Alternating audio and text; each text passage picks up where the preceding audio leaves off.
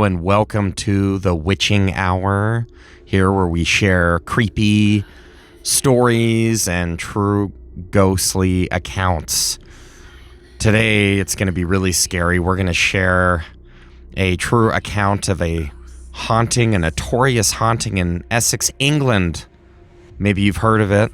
It's called the Borley Rectory Haunting. This one has some real apparitions and ghosts that tend to show up. A lot of sightings and really scary and creepy things. Just like before, if you haven't subscribed, please subscribe and like my videos. I've got a lot more coming. I'm completely dedicated to the supernatural, to ghosts, to hauntings. If you like that kind of stuff, please subscribe and like. If you've already done that, thank you, and I appreciate your support. Without further ado, let's get into the Borley Rectory Haunting. 1862 to 1939 is when the haunting began. In between those dates, the location is Borley Village, Essex, England. Construction and early history. 1862, the rectory was built by Reverend Henry Dawson Ellis Bull near the site of a former Benedictine monastery. Local legends claimed that the monastery was home to a monk who had a forbidden relationship with a nun from a nearby nunnery. They were allegedly caught trying to elope. The monk was executed and the nun was bricked up alive in the convent walls. First reports of hauntings. After Reverend Bull moved in, his daughters reported seeing a ghostly nun wandering the grounds. Locals began to avoid the area. The nun was most frequently seen in a particular garden path that later became known as the Nun's Walk. Reverend Bull's death. In 1892, Reverend Henry Bull died in the Blue Room, where later residents also experienced disturbing phenomena. His son, Reverend Harry Bull, took over the rectory and continued to report hauntings, including phantom footsteps, bells ringing on their own, and unexplained lights. The Smith family. In 1928, Reverend Guy Eric Smith and his wife moved in. They discovered a skull in a brown paper bag while cleaning out a cupboard. The couple heard servant bells ringing by themselves, unexplained footsteps, and apparitions.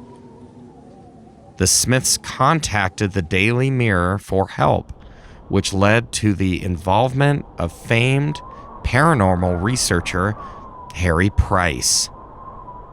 Harry Price's first investigation.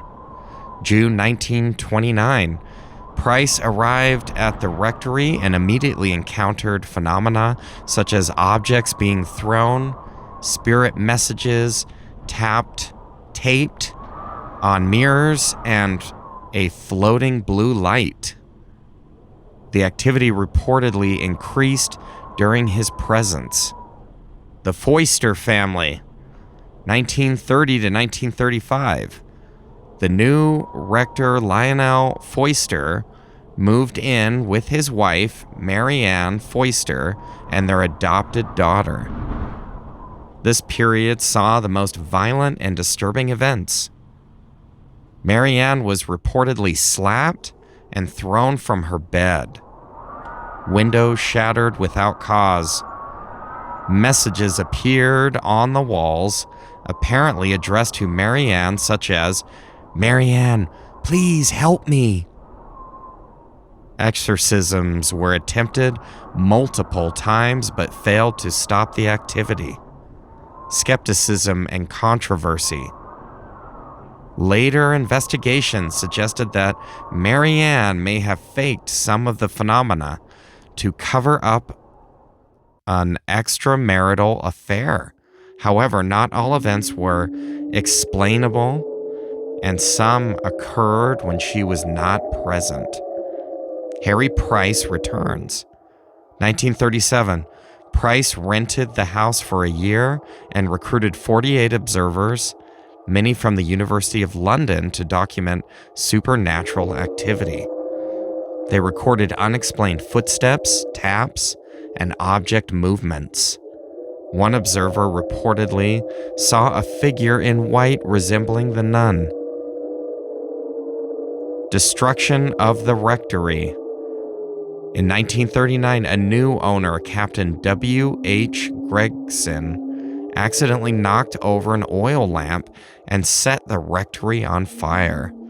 While the building burned, multiple witnesses claimed to see ghostly figures in the windows.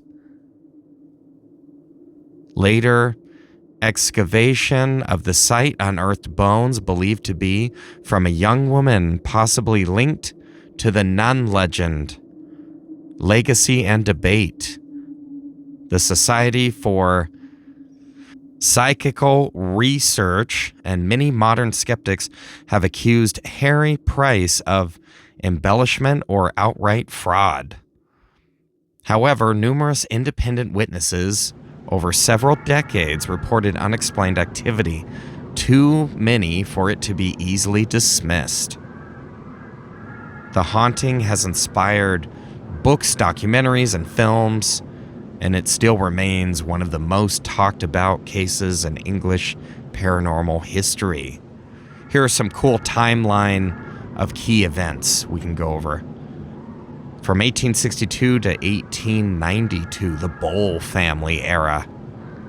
1862, Reverend Henry Dawson Ellis Bowl builds Borley Rectory. July 28, 1900, 4 of Bowl's daughters reportedly see the ghost of a nun on the property. 1892, Reverend Henry Bowl dies. His son, Reverend Harry Bowl, succeeds him. 1928 to 1930, the Smiths' residency.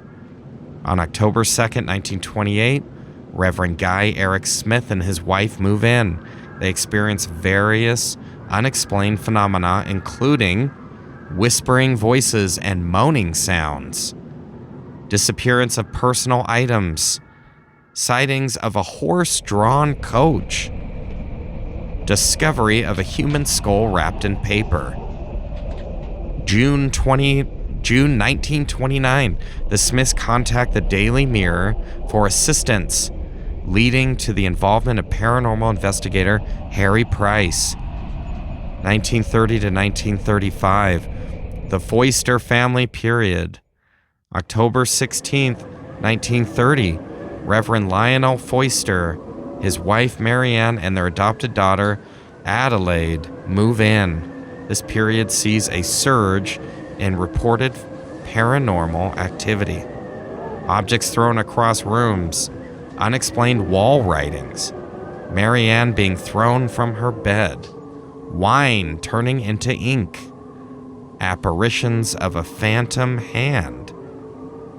1932, a spiritualist group conducts a seance after which the phenomena reportedly decrease. 1935, the Foisters leave the rectory. 1937 to 1939, Harry Price's investigation.